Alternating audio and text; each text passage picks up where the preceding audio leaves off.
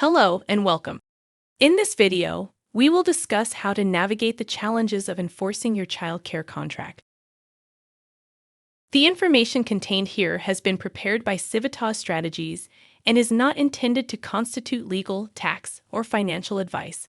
The Civitas Strategies team has used reasonable efforts in collecting, preparing, and providing this information, but does not guarantee its accuracy, completeness, adequacy, or currency.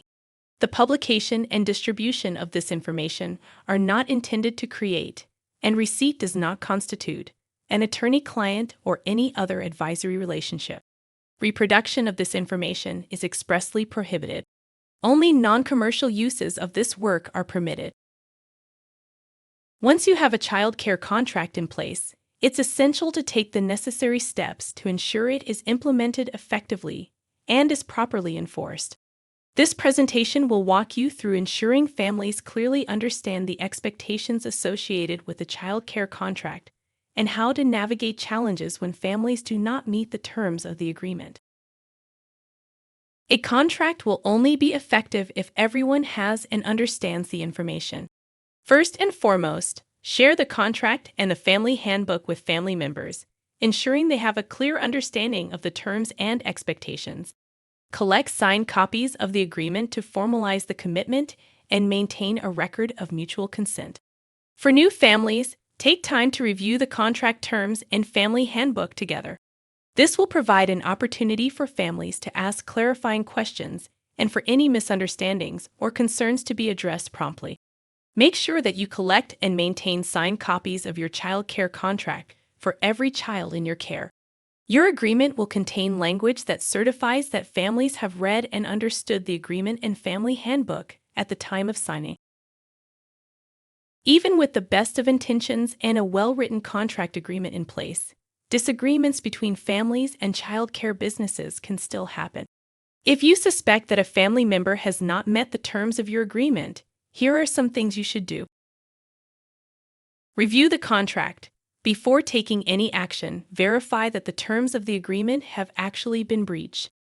Discuss the contract violation. Contact the family members to discuss the breach in contract with the intention of reaching a solution. Calmly review the terms outlined in the signed contract and explain how the family members' actions do not align with what is written. Give them an opportunity to correct the error. Document the problem. Keep detailed records of all conversations or interactions with the family member about the issue, including the date and time of the conversation, what was discussed, and any agreements reached. Consider mediation if you need support. If you are unable to settle the problem through direct conversation, mediation may be an option. Terminate the agreement. The decision to end the agreement between a family and your child care business is a significant one, but unfortunately it is sometimes necessary when issues cannot be resolved. And finally, seek legal counsel if needed. If you continue to experience issues despite your efforts to settle the matter, legal action may be required. It is critical to remember that each scenario is unique, and the steps you take will be determined by the exact circumstances of the problem. If you are unsure about your options or how to proceed, it is always a good idea to consult with a lawyer or other legal professional. Having these difficult conversations can be frustrating, stressful, and even intimidating for child care business owners, but it is critical to take a proactive and constructive approach in order to resolve the situation. Here are some things to keep in mind during tough conversations. Communicate openly and respectfully. Try to understand their point of view and be sympathetic to their position. Clarify expectations. Remind them of the child care contract, what actions are expected and why. Provide solutions. Work together to find a solution that works for both of you if at all possible. Establish boundaries. If tensions rise during the conversation, take a break or resume the conversation at another time when all parties are calm. Remember to stay calm and professional at all times. Dealing with difficult conversations can be challenging, but it is important to maintain a positive and constructive attitude. If the family fails to implement the solution to previously discussed issues, you will need to terminate the child care contract. So what should you do? After attempting to resolve the issues, if you still need to terminate a child care contract, having a plan in place is critical. Your plan should outline the steps you need to take to end the contract in a fair and polite manner so that 1.